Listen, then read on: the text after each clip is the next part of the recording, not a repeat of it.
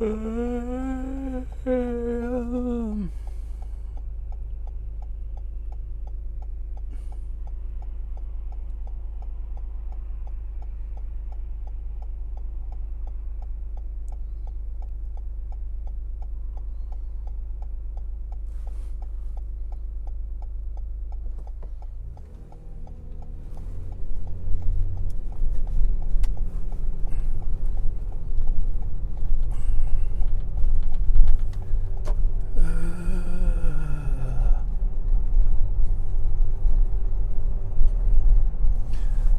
sure wish the heater would kick in.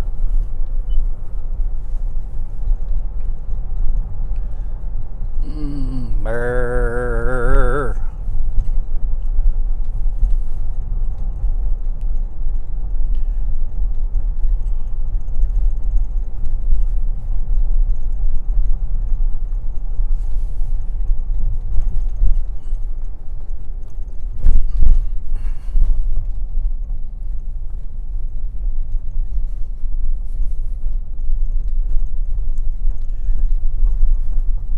The plaza.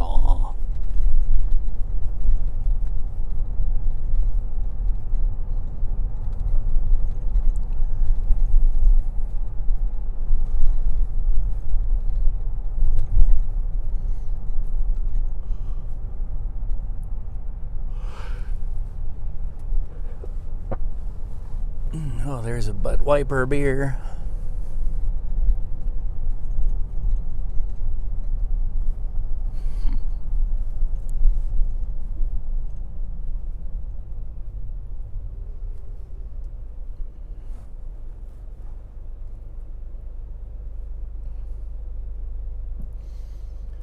Oh man, it is, according to the car thermometer, it is 5 degrees Fahrenheit. Otherwise known as effing cold. And my car heater has not kicked in yet. Car is not warmed up. Ugh.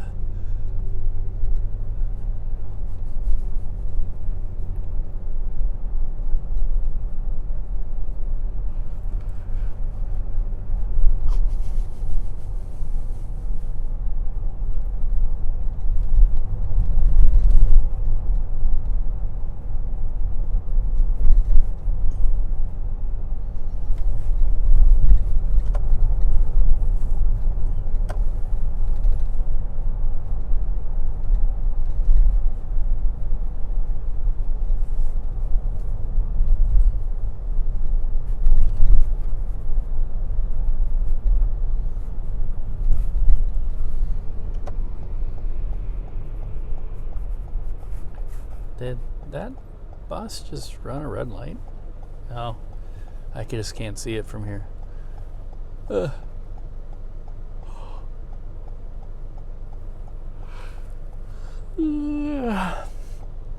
This is that messed up 5-way intersection I hit the other way, and the light doesn't seem to work very well heading west. Fortunately, I think we can make a right on red, which if any intersection you couldn't make a right on red on, it would be this one, but there's no right on red sign.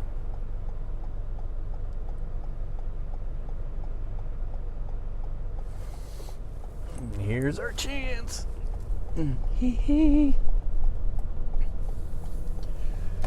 We're gonna be passing Kansas City's first cat cafe. No, they do not serve cats.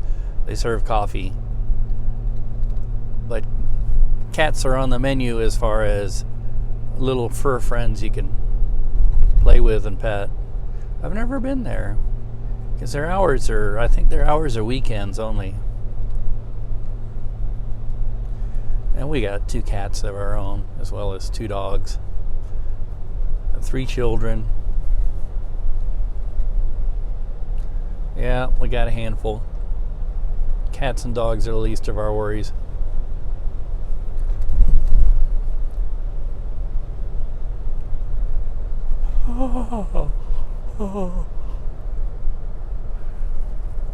I'm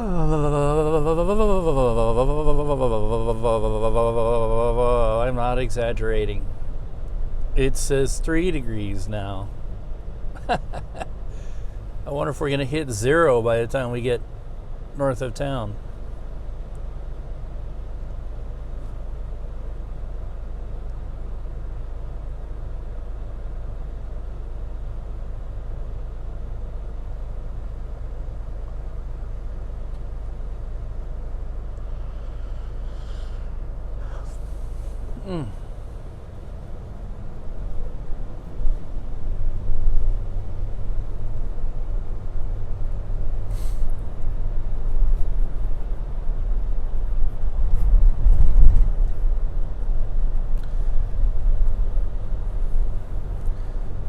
Toyota Sequoia.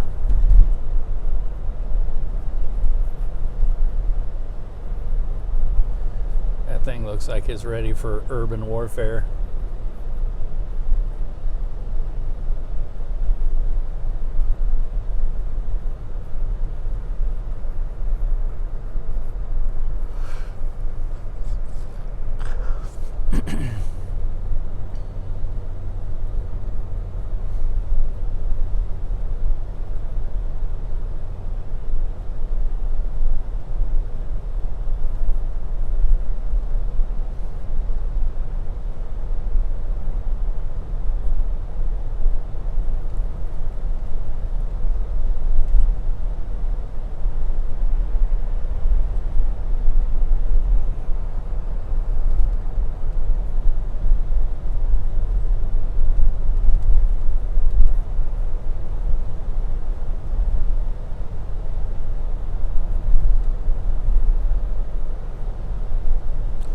There it is, Whiskers Cat Cafe, cats and coffee.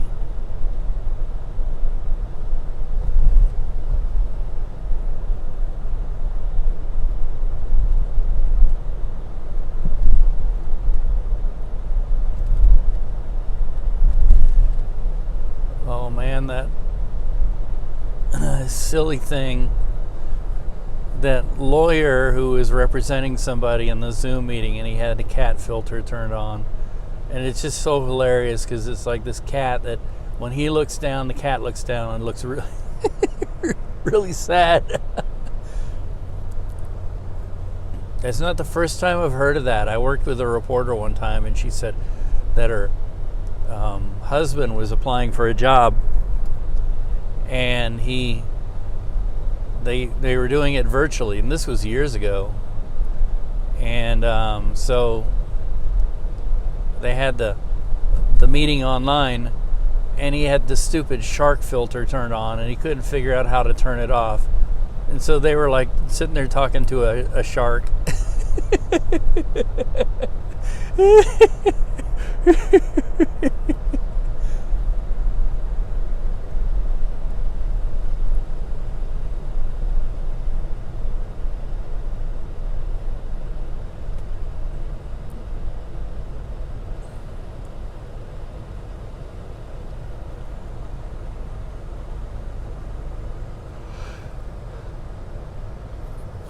Yeah.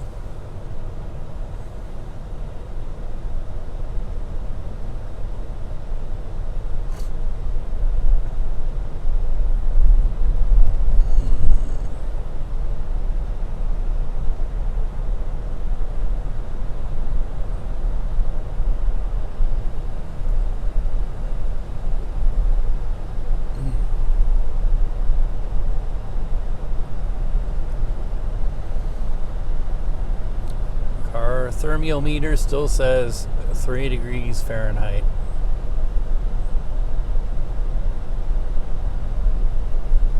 At least the roads are dry. When I came in this morning, it was snowing, but it wasn't snowing very hard. It snowed overnight, I guess. Left kind of a dusting of snow, just enough to cover half your windshield, but one wipe with a wiper and it was gone.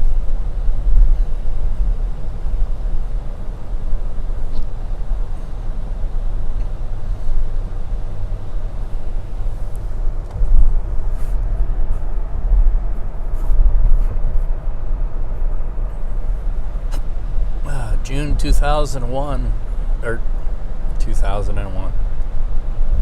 In June, they're going to have Auschwitz at Union Station. I actually want to bring the kids to that. We're all the time trying to educate them on, oh, excuse me, these hiccups, on hate, the evils of hate.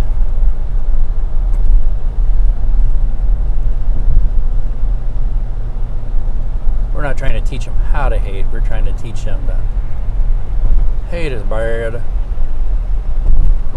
Ruh-roh. Looks like we have an accident. It kind of looks like an ugly one. Looks like the back of a pickup truck is really crumpled. And the front of whatever this is really, an SUV. And has the road looks completely blocked. Oopsies.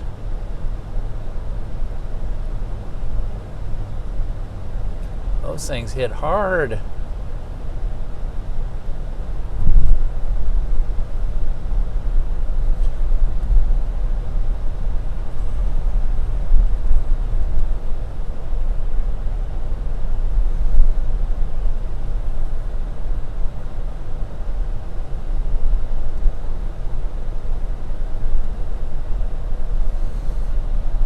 Tell the missus to go another way, that there's a big accident on her way to work. It may be clear by the time she gets there, gets going, but oh.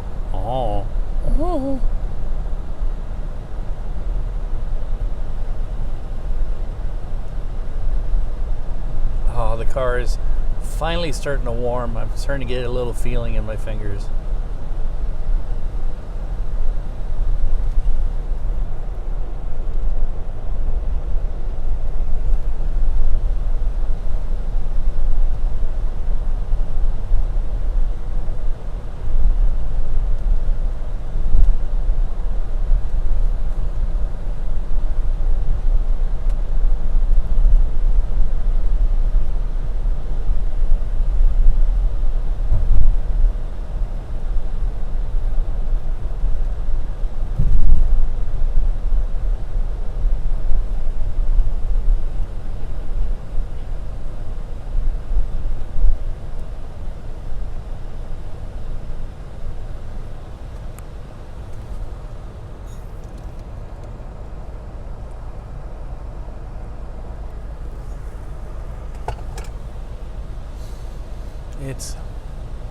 We're not making light of this. It's too cold even for the homeless to be here.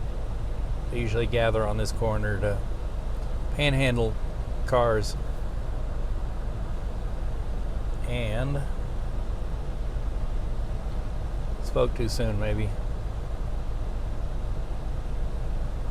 He looks cold.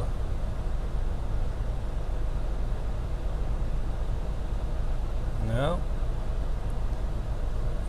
Maybe it's not too cold. He's setting up camp. Maybe. He's putting on a blanket.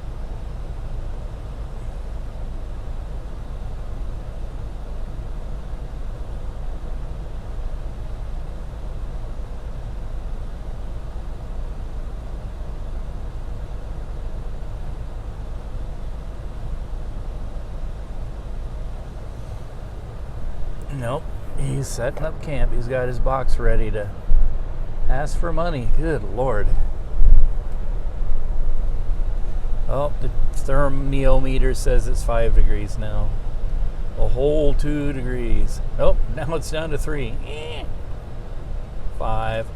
I think that it's bouncing between 3 and 5. I think maybe the driving is affecting it. Maybe the wind is.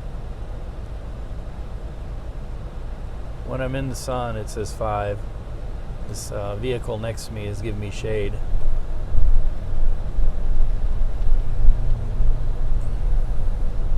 I don't know where the sensor would be on the car, but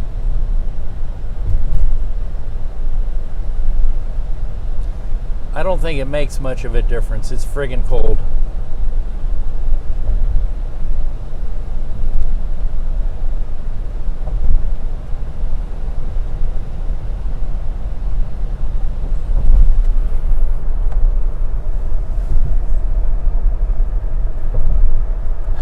The Missouri River looks almost frozen over.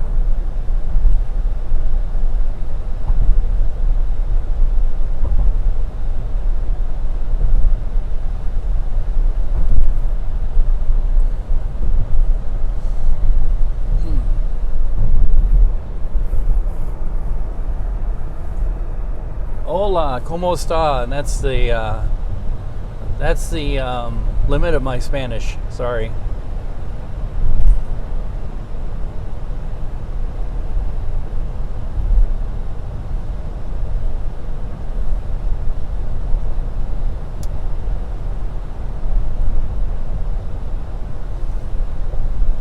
Although in the Philippines they say "Kumusta," which is derived from "Como está," because the Philippines were a Spanish colony for 300 years or so.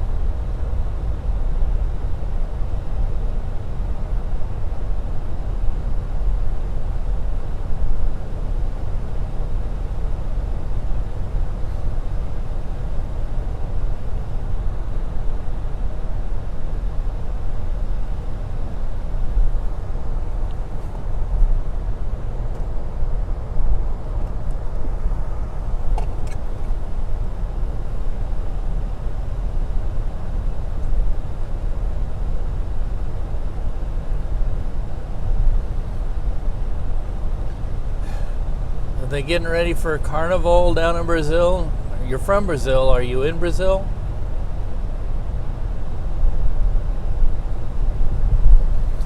Oh, the weather up here, I'd like to be in Brazil right now.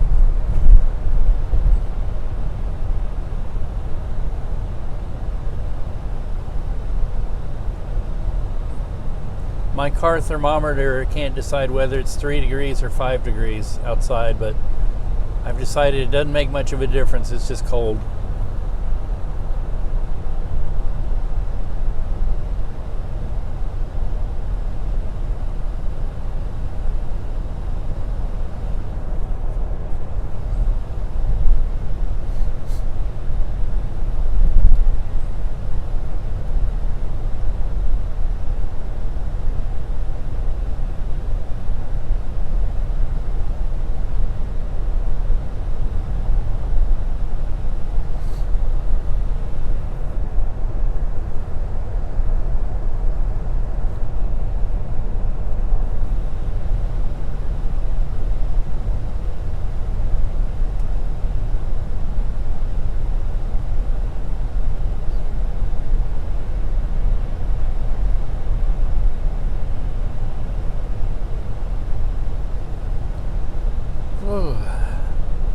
At least the car heater is starting to work.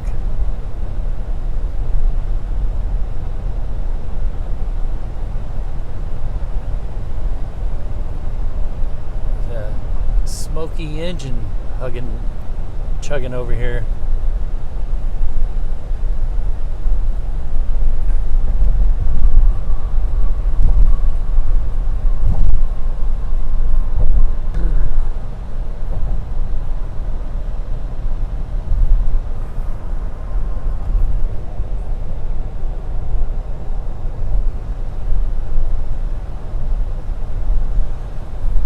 Yeah, that's sad.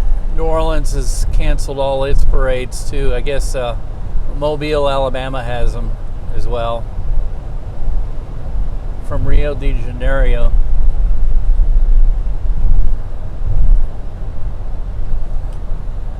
They're doing a lot of virtual things up here. Like instead of floats, they're having the same people who do the art on the floats. People are commissioning those artists to do their houses as floats. And so instead of having parades, you can drive around New Orleans and look at the houses, which is a pretty neat idea, and they're supporting their local artists that way.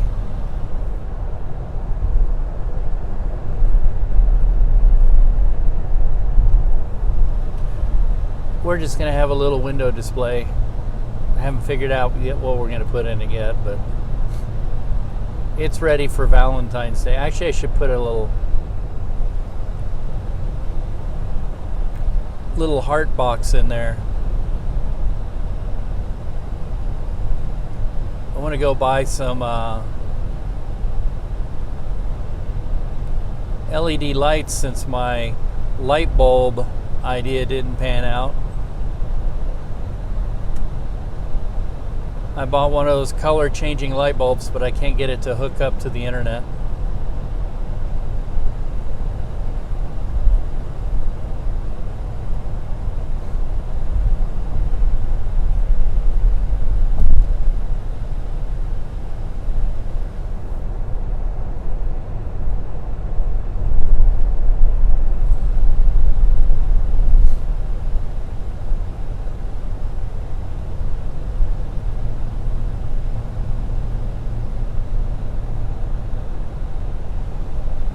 They have on YouTube, they have the Carnival Parades, like this big TV production about it, I guess. And yeah, I tell you, the costumes do not leave much to the imagination.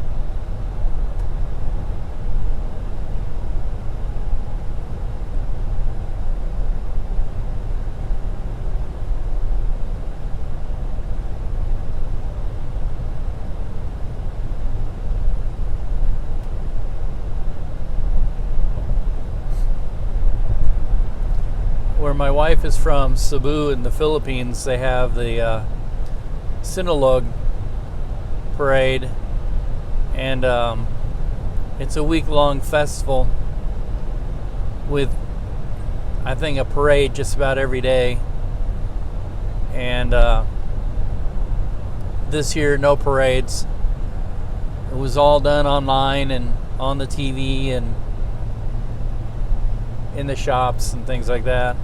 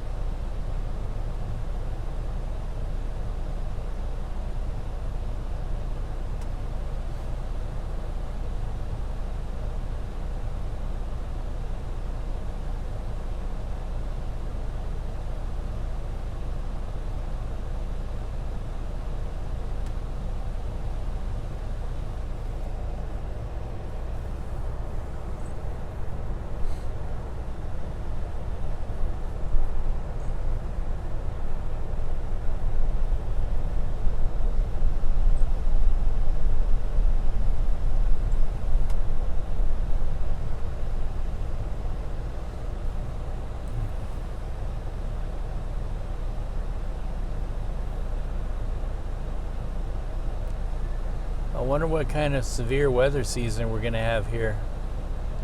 I almost sort of think we might have a pretty strong one. with the way the storms have been going through recently, but I don't know, it's hard to tell.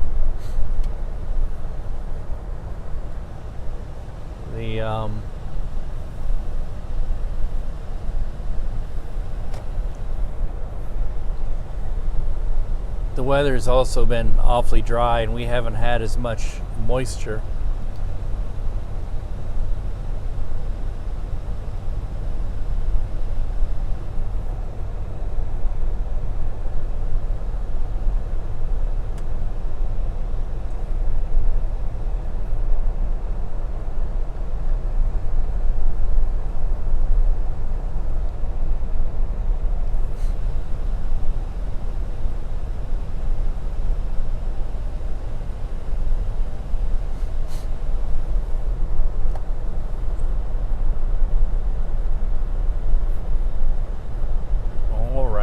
I'm almost to my destination.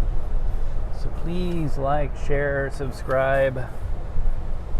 Click on the bell icon to be alerted when I post new videos or go online.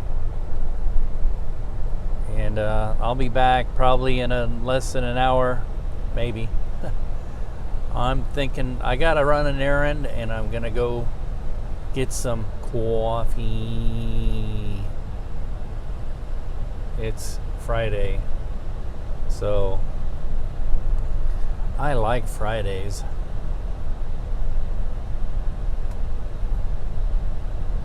So anyway, thank you very much, and see ya. The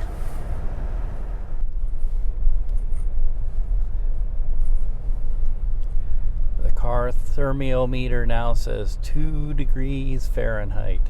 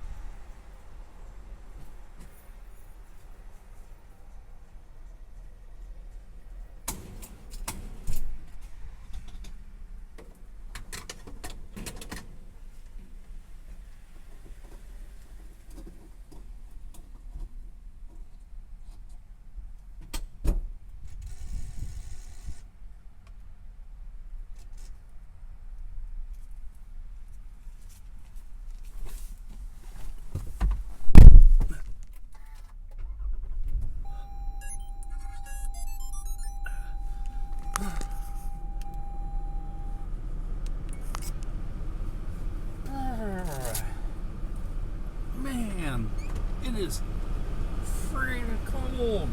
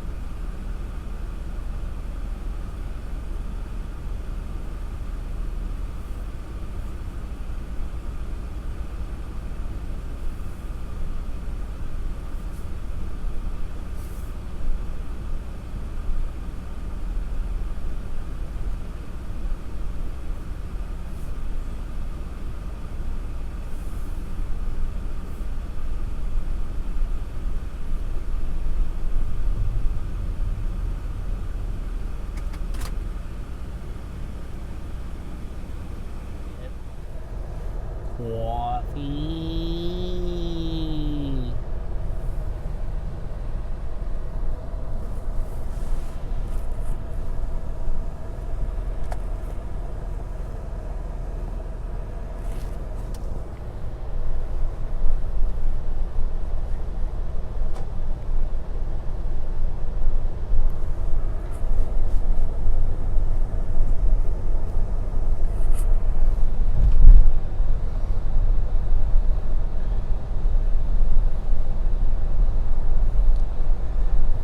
Yeah, in Happy Rock, otherwise known as Gladstone, Missouri. Whoops. That was a slippery bump.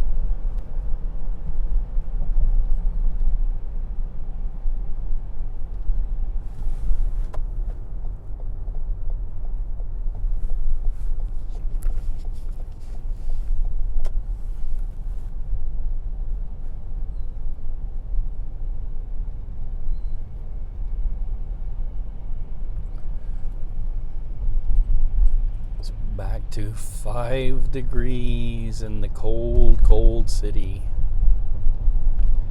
Up from 2 degrees.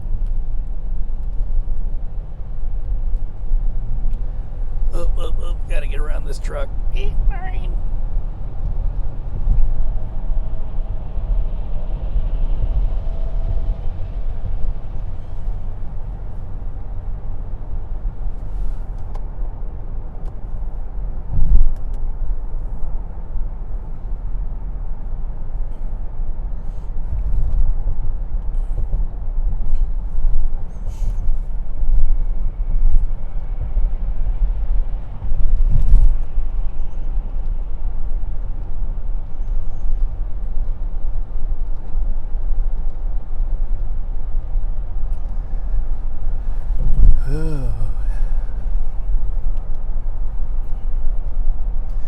Went and got gas, about froze to death. I'm gonna go have some coffee.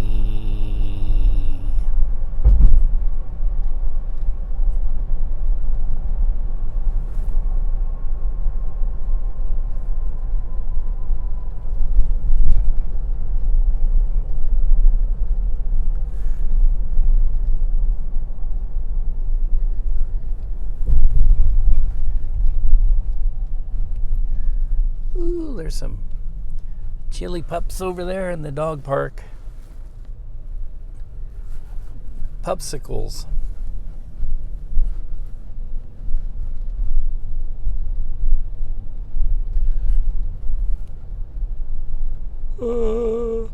Excuse me.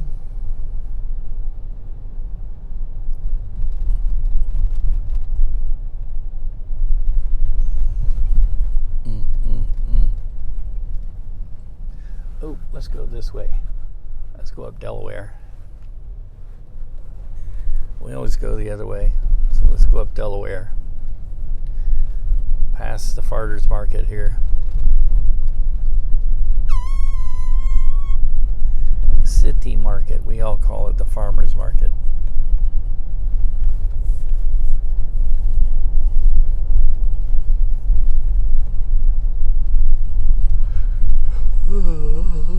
And here we are, River Key.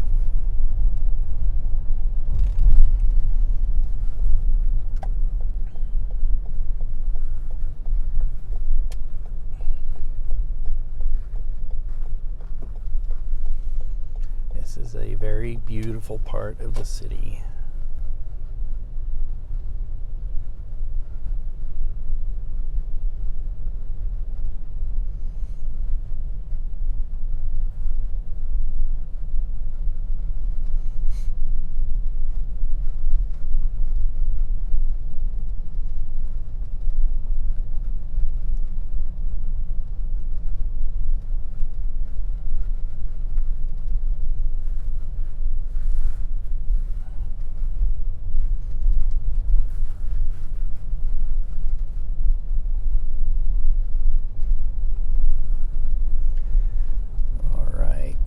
Hey now, why don't you try looking?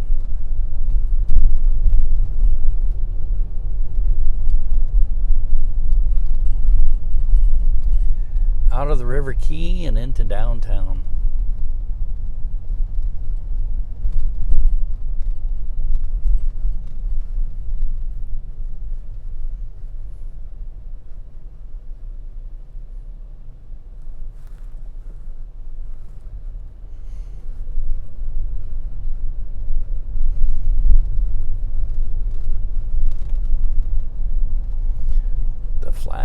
Flash Cube building.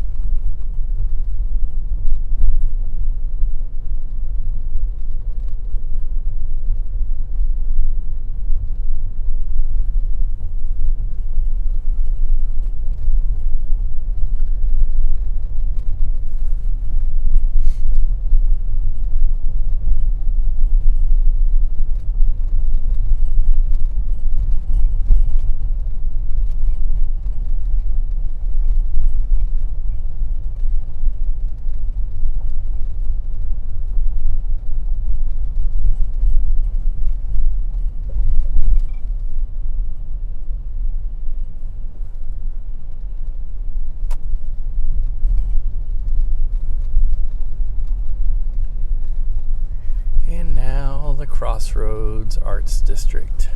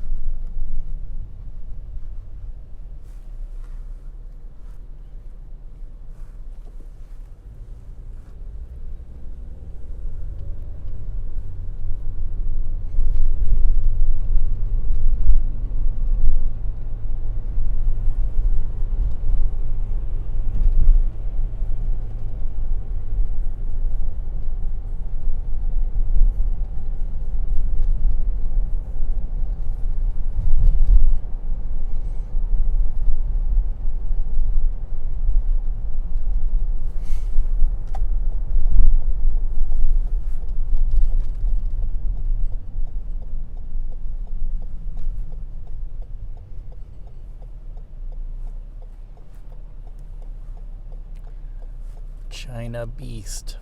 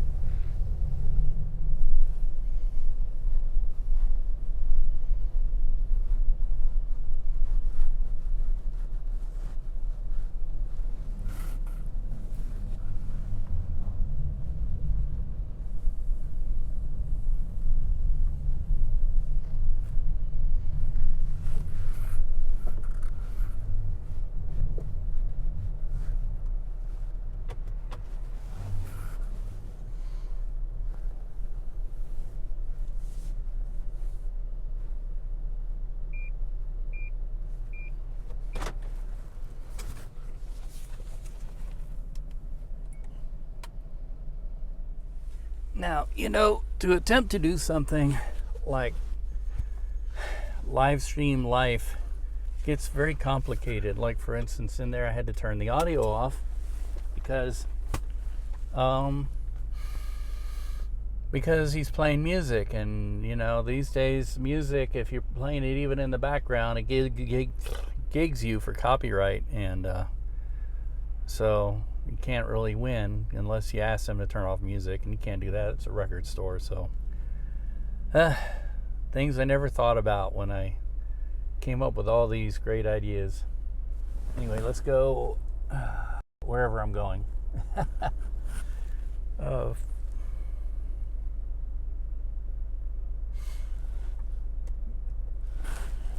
Said 51st in Maine. Let's try that first. Let's go down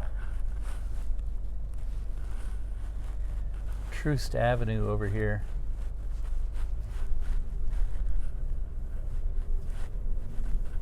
Heroes work here. If you're working, you're probably a hero. These days it just takes bravery to go out and do life. I guess you can go hide your head in the sand, but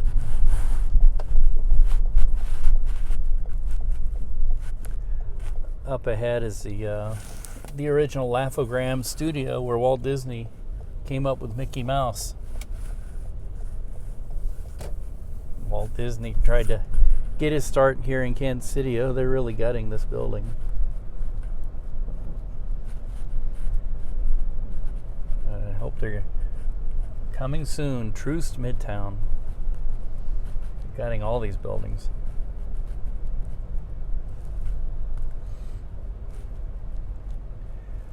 It's a sign of development. I wonder how much it would cost to get into a truck like that, a chip truck.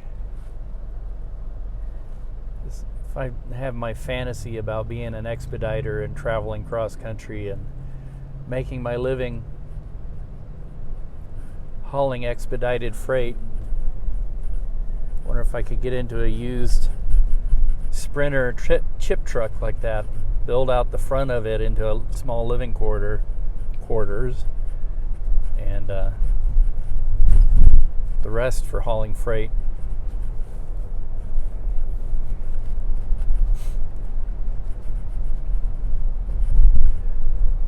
Troost is starting to see a lot of development. A lot of artists who found themselves no longer able to afford the Kansas City Crossroads Arts District because the rents got too crazy and everything, have started migrating to Troost. They've been doing that for years now, and pretty soon Troost may end up being a street where, at one time it had kind of a bad reputation, and now it's going to be a street where you can't afford to buy into it. So probably now is the time to invest.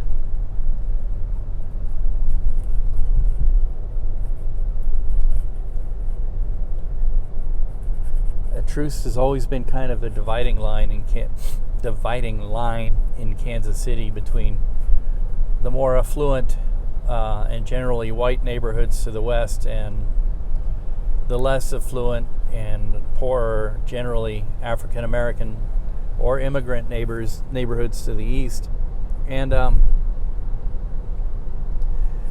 one time, a lot of these neighborhoods were very middle class, and there's even some mixing of neighborhoods with large houses, like mansions and stuff in these areas. And the story that was told to me was that sorry, this dry air really affects my nose. I get very stuffy. But the story that was told to me was that a lot of these houses here, when they got old about mid-century, in the 1930s and 40s, There was a huge housing crunch after the war. All the GIs came home. They all had money. And there was nowhere for them to stay. That's when America started embracing the idea of trailer parks and trailer courts and things like that, as a way of giving people immediate housing. So a lot of these houses here, these older middle class homes, were being bought up and turned into apartments, subdivided. And of course, when you do that, you pretty much destroy the value and the values of the neighborhoods and the housing stock. After 10 or 20 years of doing that, of course, exploitative landlords, then the neighborhood just really started going downhill, being no longer owner-occupied neighborhoods. And that's the real story of how neighborhoods get turned into red line neighborhoods, if you know what I mean by that. And people attribute it to race and racism. It's not. It's all about economics and and how certain parts of town become the poor parts of town that we don't give a damn about. And I mean that facetiously. I don't mean that in the way that we shouldn't give a damn about certain parts of town.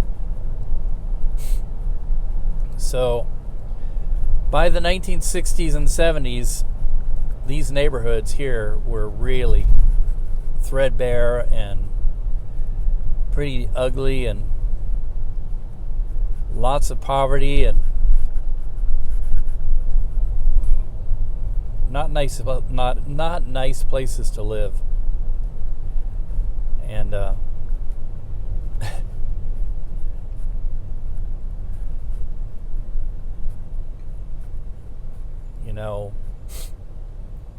somebody drew a chart, of course a right-wing conservative drew a chart that showed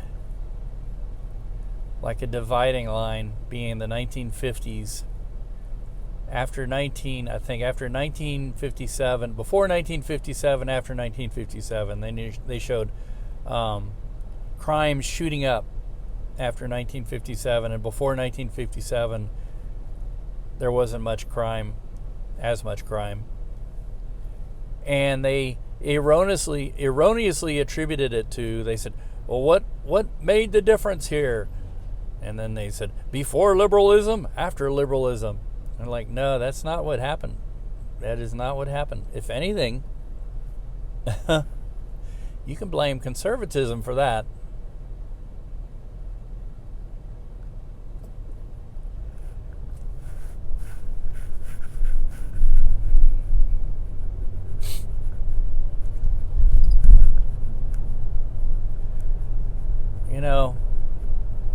And by that I mean, what happened in a lot of urban centers, for instance, before the 1950s, school districts, and before all the major overcrowding of the baby boomers and and the overcrowding that happened after World War II, before that time, school districts were individualized schools. Like you had a high school, like Kansas City had a bunch of high schools, and then they decided, we need to save money, and the way to do that is to combine all the schools and increase all the class sizes so we can decrease the number of teachers and we can save money on the physical plant. And so all these beautiful old school buildings all of a sudden started becoming seedy and ugly, and everything started going downhill. Oh yeah, 1950s conservatism, when we decided we wanted to stop spending money on education. And especially education in the inner cities where, we might see immigrant children or African American children, or, that's what I mean. It wasn't like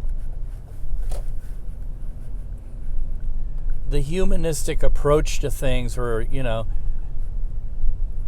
these kind of things are things that quote unquote liberals get yelled at. Oh, they want to spend all this money on everything.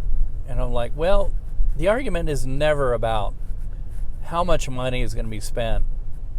The argument is always about where is it going to get spent. The amount of money is always going to be the same. No politician, I learned this in political science class, no politician is ever going to rescind a tax if they start a tax. Then that tax will never go away. And this has been proven out by these so-called tax cuts that have taken place, which have benefited the top 1% of the country at the detriment to the rest of us.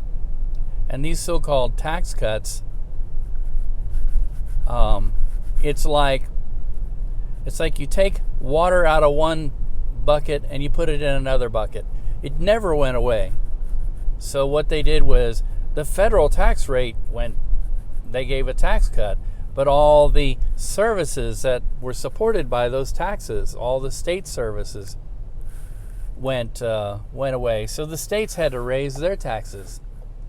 Well, who gets most affected when the states raise their taxes? The poor and the middle class. So we redistributed wealth from you and I to the top 1%, the people who need it the least.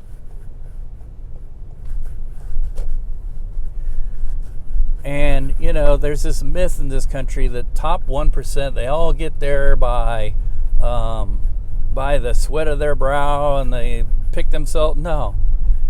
99.9999999% of them got it the old-fashioned way. They inherited it. Old money. That's how the largest percentage of wealth comes into this country. In other words, the Baron Trumps of the world grow up with a silver spoon in their mouth and end up becoming spoiled, rotten politicians who ruin everything.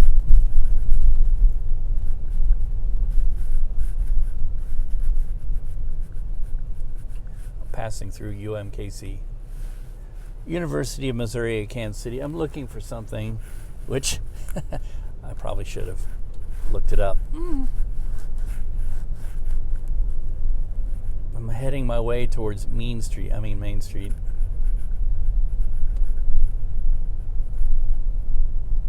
But I'm passing through a college campus. Oh, there's the Linda Hall Library. Kind of a big deal around here. They've got a big government depository. They have a lot of historic. I know one of the things they have is a huge record collection. Linda Hall Library. Science, engineering, technology. Well, maybe there's different branches. And look at this old place. That used to be a house.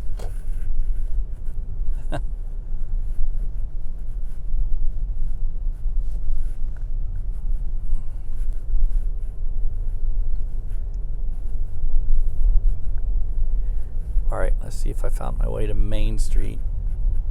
Here's Oak. If I go to Brookside, I've gone too far. 51st and Main. I'm looking for a local chocolatier. What, Andres or something like that? And I think it said 51st and Main. Here's Brookside, and we're at 52nd.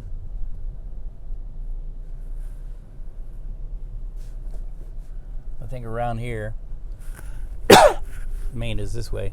Oh, the dry air is making me cough. And I didn't bring my water with me. Grand. I mean, all the streets get really kind of screwed up around here.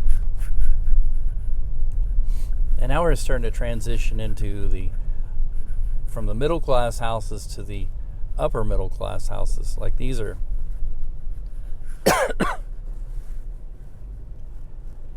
houses where, you might find doctors and lawyers and stuff like that. I believe this is Maine right here.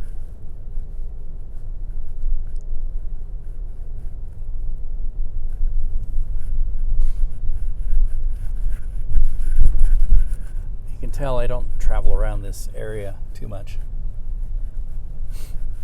The houses get progressively bigger as you head west of here. And I believe this was a neighborhood that was developed. These neighborhoods were developed originally by J.C. Nichols. Pardon me.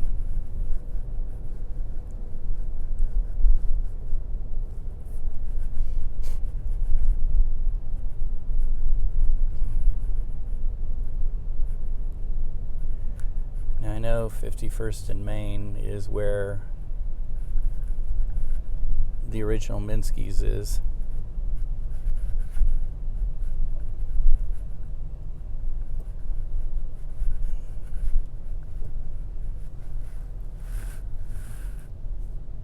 Oops. Don't mind me, I'm just like, oh, there it is.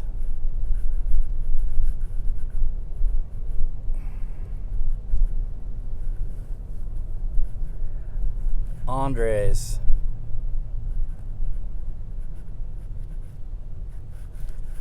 Chocolatiers, desserts, luncheon. And where can I park in here?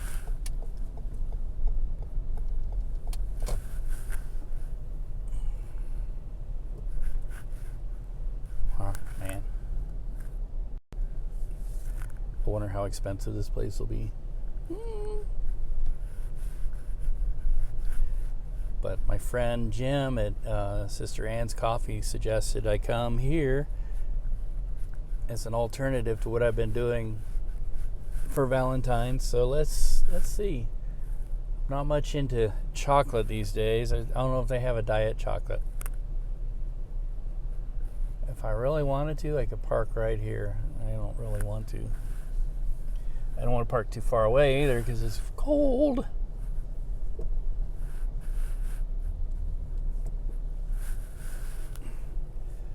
Alrighty.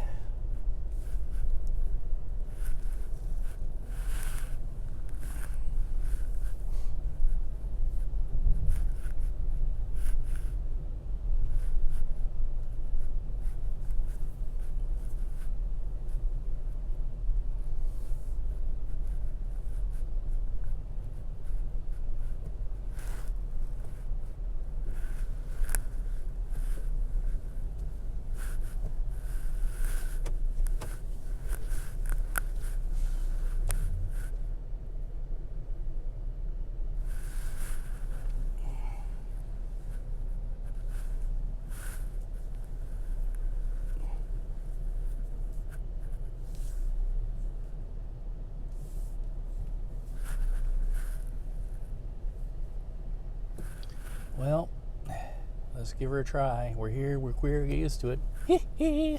Man, I apparently parked in the wrong spot. I don't think that's what it looks like. That's not bird poop. That's the... I parked at the edge of the overpass, and that's like water dripping down with lime from the road. I better put some liquid on that. That might scratch the windshield.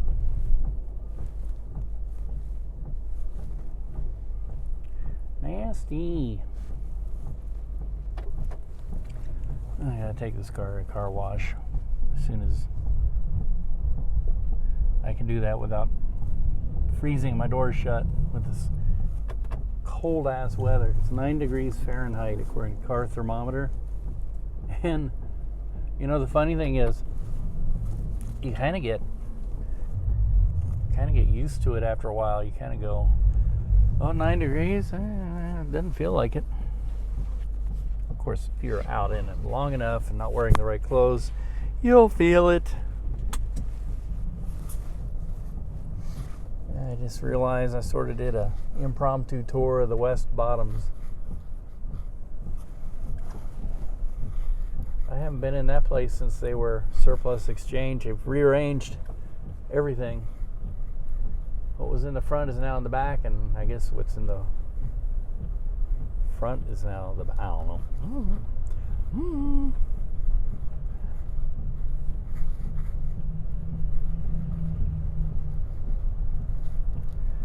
Blip Roasters. What? At the coffee house. Weird.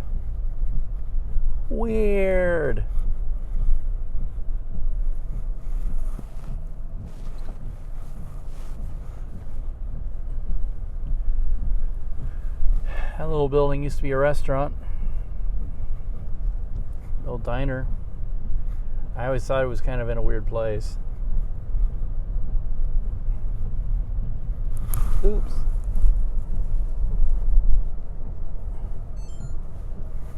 How about I turn on my time-lapse camera?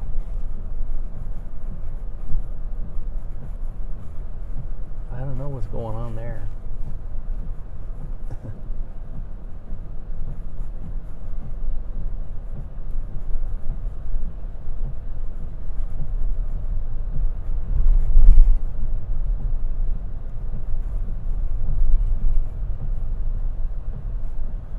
Adrenaline factory. That is scary looking. It's like a big shot. An angry shot. Guess what I want? Something stuck in my arm.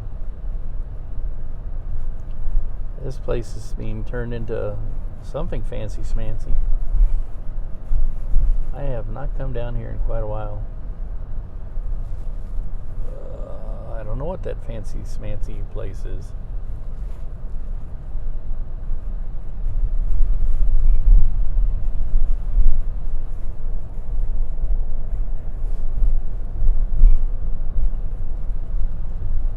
You know, the levee is just right to our left.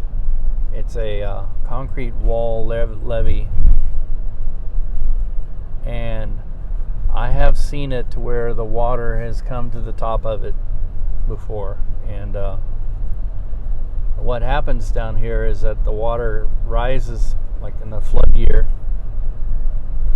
and the levees actually hold, but the sewers back up, and so the water comes in through the sewer system and floods the West Bottoms.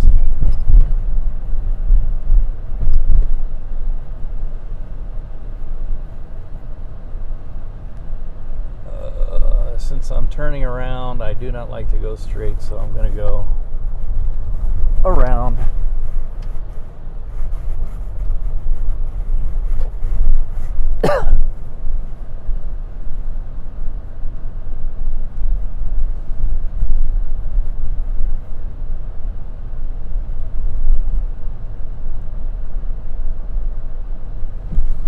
I have been out and about since this morning. It's now a little after 2.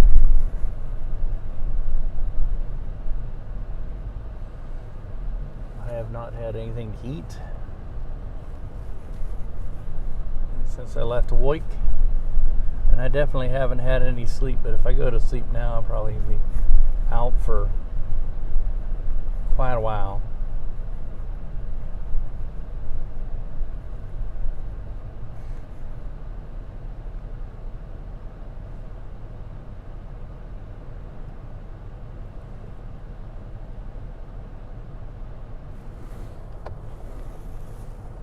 I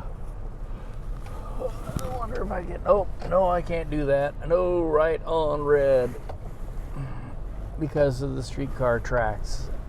They don't want people to pick the worst time in the world and turn in front of the streetcar.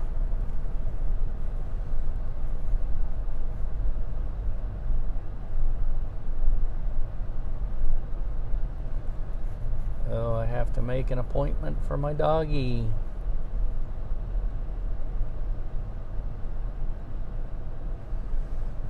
She's still being a tripod.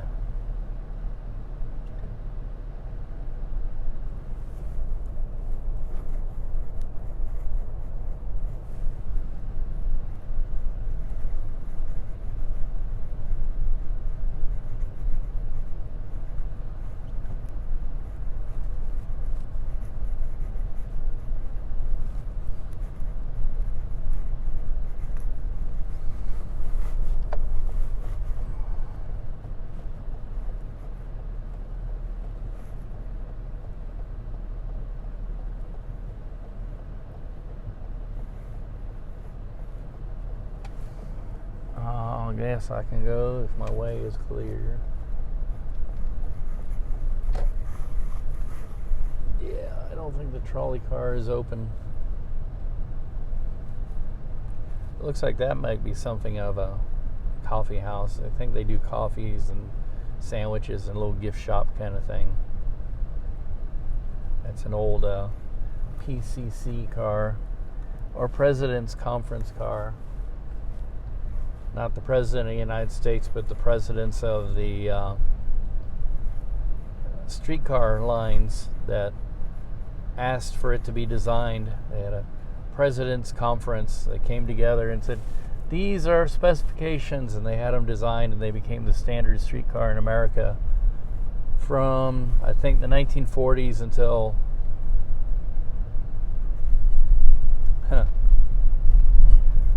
they discontinued most of the streetcars in the 50s and 60s.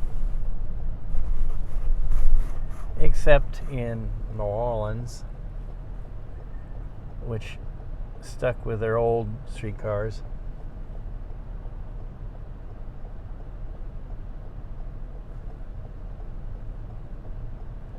I'm trying to think, do they have PCC cars? Maybe I'm thinking they didn't, because their cars are painted a grayish black color.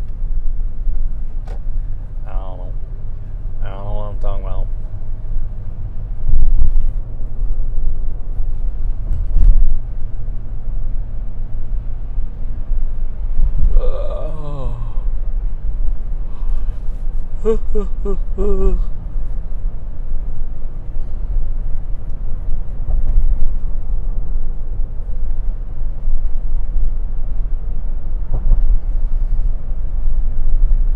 John Jordan Buck O'Neill Bridge. His organization is in the news lately. They the Negro Leagues Baseball Museum is combined with the minor league. Is it a softball team or minor league baseball? I think it's a softball team called the T-Bones. Used to be called the T-Bones. They're now changing their name. They went bankrupt. They owe the county a lot of money. So I think the county kind of took them over, or somebody took them over. And now they're combined with the Negro Leagues Baseball Museum to, they've renamed them the Monarchs after the Negro Leagues Kansas City Monarchs baseball team, which Mr. Buck O'Neill was a member of, first baseman, I believe. Yep. That was in the era of segregation.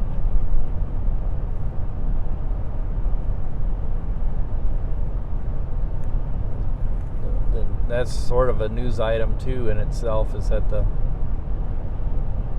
that's the most recent news item, is they have a display now called the Barrier Busters, I think. People who played in the Negro Leagues baseball teams, and the first black player to join a Major League Baseball team was Jackie Robinson. And after that, all the Major League Baseball teams desegregated and allowed black players to play. And that mirrored and kind of helped along the desegregation in American society as a whole, because, if athletes were desegregating, then everywhere should desegregate. And I think that was the 1950s, 60s maybe.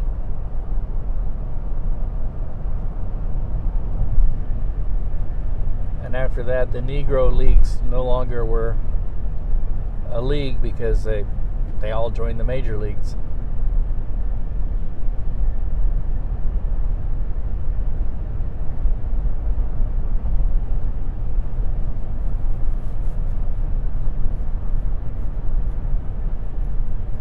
Every so often, I think once or twice a season, major league teams, if they had a Negro League team as in their city, they would, in honor of them, they would wear their uniforms. Like Kansas City Royals would change into the Monarchs uniforms.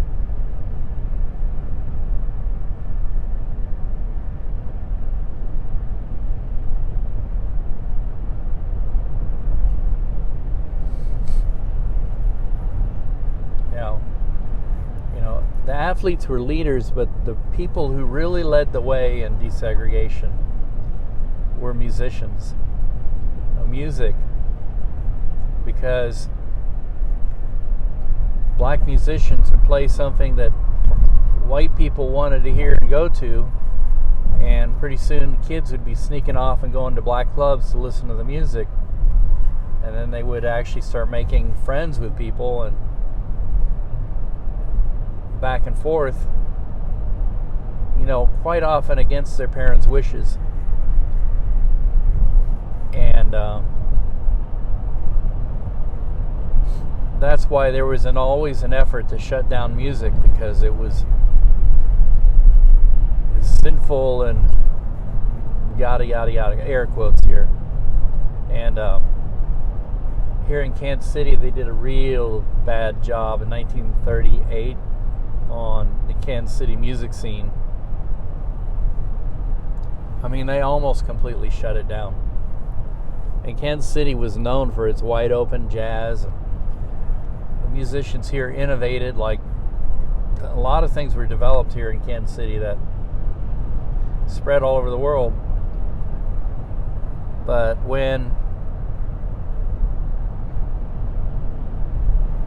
they got Pendergast, the Kansas City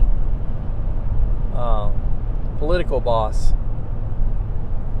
I believe they got him for gambling debts or tax evasion or something. I can't remember. I have to look it up. But when they indicted him, I believe the night that he got indicted, not the time that he was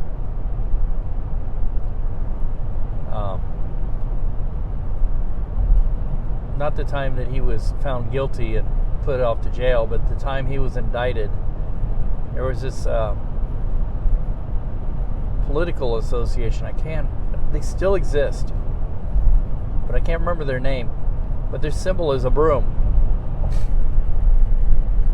And supposedly, they went down the middle of 12th Street and Vine with brooms, symbolizing that they were sweeping clean the city. And Pendergast, because he associated with people of another race and had all these wide open clubs, they weren't tolerating it anymore. And, a lot of racism in that too. And they shut down the clubs all in one night and put all the musicians that were working in Kansas City out of work. And pretty much just chased them all off from Kansas City. It went from Kansas City is the place to be. People would come from all over the country to be here. To Kansas City is literally a graveyard.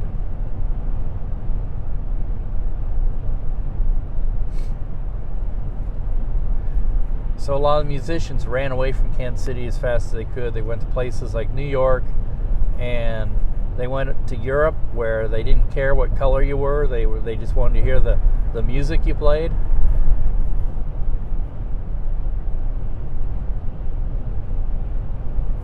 In many ways, it's still true today.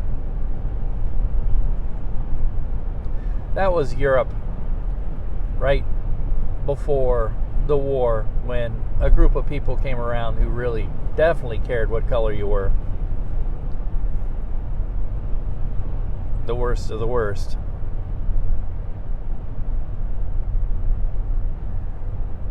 They cared what color you were, and they cared if you were a non-Christian, i.e. a Jew.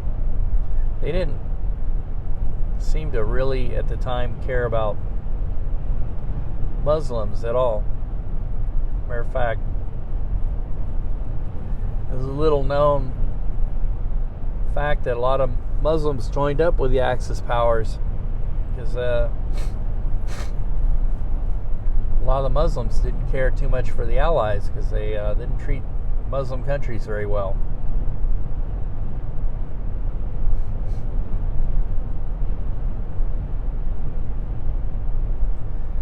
I've been watching videos by this guy, an English guy from this English guy named Mark Fenton. I assume he's English. He might be Australian, but I think he's English. He does this thing, Mark Fenton Productions, which is all history stuff, mainly dealing with wars like World War II and things like that.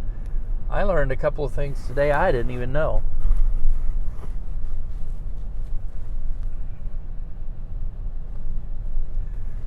One, that the British invented or came up with a variant of the mosquito bomber, but in fighter form, called the Hornet. And it was one of the fastest planes ever. And if they had come up with it earlier, it probably would have done a lot to help them win control of the skies over Germany. And it was just like the mosquito bomber. The two gigantic engines mated to a fuselage made of balsa wood to reduce weight.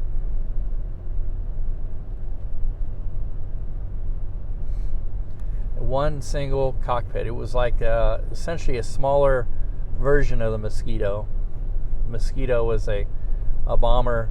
It had a crew of 2. It could fit 3, oddly enough. They even smuggled people back and forth in Mosquitoes.